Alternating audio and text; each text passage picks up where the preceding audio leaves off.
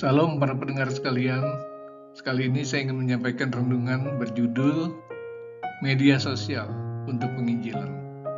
Untuk itu saya minta supaya teman-teman mensubscribe, share, dan like renungan ini. Tuhan Yesus memberkati. Dan Injil Kerajaan ini akan diberitakan di seluruh dunia, menjadi kesaksian bagi semua bangsa. Sesudah itu barulah tiba kesudahannya.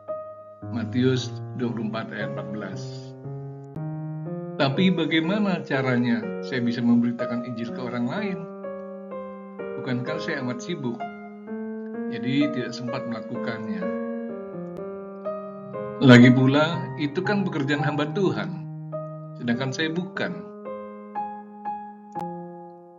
Itulah berbagai bantahan pada saat seseorang ditawarkan untuk memberitakan Injil. Bermacam-macam sanggahan dari mereka. Padahal lihatlah, Tuhan Yesus mengharuskan kita semua untuk memberitakannya. Matius 28 ayat 19-20. Sebenarnya ada banyak cara memberitakan Injil Kerajaan Allah. Jadi bagi setiap orang yang ingin memberitakannya, silakan memilihnya. Tidak ada alasan untuk menolak karena merasa sulit. Asalkan sungguh-sungguh berserah pada Tuhan, pasti dia dapat melakukannya. Tentu saja, bagi yang baru mulai harus belajar terlebih dahulu dari orang yang sudah lebih berpengalaman. Mengapa? Supaya jangan sampai keliru menyampaikan kabar Injil itu. Metode penginjilan paling populer adalah memberitakan firman Tuhan di gereja secara rutin. Metode ini sangat kuat mempengaruhi pendengarnya di dalam pengiringannya kepada Tuhan. Namun tidak sembarang orang bisa melakukannya. Orang itu harus yang sudah pilihan atau terpercaya. Dia juga sudah tamat sekolah Alkitab lebih dahulu. Kalau baru muncul, kemungkinan kecil untuk dapat melakukannya. Metode lainnya adalah menyaksikan kasih Tuhan lewat tindakan sosial, misalnya berbagi kasih terhadap orang lain. Tindakan itu juga untuk menyatakan adanya Kristus dalam kehidupan kita, atau bersaksi secara perseorangan dengan orang lain. Metode ini dapat dilakukan oleh orang yang masih pemula. Metode penginjilan itu pun amat efektif. Kita juga bisa menyampaikan kebaikan Tuhan lewat tindakan kita sehari-hari yang dapat disaksikan oleh orang lain. Jadi tindakan kita merupakan bukti yang terbaik bagi orang lain, sehingga akhirnya orang lain pun bisa percaya pada Tuhan. Atau dapat juga lewat puji-pujian yang dinyanyikan sungguh-sungguh. Itu juga bisa mempengaruhi orang lain. Namun ada cara penginjilan tanpa harus bertatap muka. Jadi kita tidak harus bertemu dengan orang yang diberitahu tentang Injil. Bagaimana caranya? Yang pertama adalah dengan membuka kursus tertulis Alkitab online atau offline. Harus ada sekelompok orang mempersiapkan bahan ajarnya, lalu membuka kursus penginjilan pada orang yang mau menerimanya. Diberi buku pelajaran, juga pertanyaan agar peserta bisa menjawab. Lalu diberi surat tanda tamat kursus. Siswanya jika selesai akan menjadi orang yang terpercaya memberitakan Injil. Jadi kita mendapatkan dua orang sekaligus, yaitu si siswa itu sendiri dan orang lain yang diberitakannya tentang Injil. Ada juga yang lewat radio. Kita memberitakan Injil berupa firman Tuhan, dan para pendengar radio sebagai audiensnya. Tujuannya untuk menguatkan kerohanian pendengar. Kalau ada yang belum mengenal firman Tuhan, bisa belajar sambil mendengarkannya. Kita tidak bertatap langsung, tapi bisa saling mendengar suara yang memberitakannya.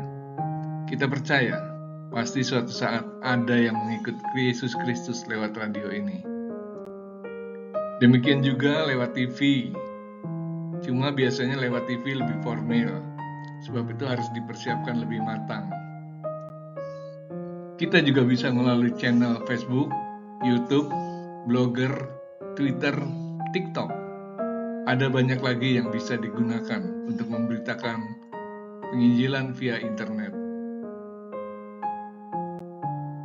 Janganlah kita seperti orang lain yang hanya menyampaikan isi hati yang sedang kesal. Atau jangan pula menampilkan kita sedang makan enak sehingga membuat orang lain menjadi iri hati. Atau kita juga jangan hanya bermain games atau nonton berita hoax. Pakailah internet untuk menyampaikan isi hati Tuhan. Tapi janganlah berdebat tentang firman Tuhan dengan orang lain, baik seiman atau lain iman. Apalagi ditambah makian. Tuhan tidak suka kita berdebat, bahkan sampai memaki-maki. Suatu ketika ada teman-teman seiman mengajak saya mengikuti jalur radio untuk memberitakan firman Tuhan. Saya pun mengikuti dan memulainya sejak tahun 2011 di Radio Hotline. Ada renungan dan tanya jawab. Siaran kami didengar sampai ke daerah seluruh Lampung, juga dari luar Lampung, bahkan sampai ke luar negeri via streaming. Luar biasa, ternyata banyak orang yang ingin mendengarkannya. Ada orang yang mula-mula tidak percaya pada Tuhan Yesus, lalu berubah menjadi percaya. Puji Tuhan. Ada supir taksi yang membuka siaran kami saat dia sedang berada di mobilnya, menyampaikan salam mereka. Ada orang yang minta didoakan, ada yang bertanya, belum lagi yang ada di rumah-rumah, orang yang tidak bertanya, hanya mendengarkan saja. Pasti banyak sekali. Dari hampir semua tempat di Lampung, banyak yang mengirimkan pertanyaan dan minta didoakan. Dari Jakarta, Tangerang, Pegunungan Dieng, Yogyakarta, Maluku, Sulawesi, dan lain-lain. Ada juga yang dari Australia, dari Hong Kong, dari Amerika. Mereka menyampaikan pertanyaan atau pendapat. Luar biasa, Tuhan itu amat baik. Sampai saat ini, saya pribadi sudah menyampaikan renungan lewat media online. Mula-mula dengan media Facebook.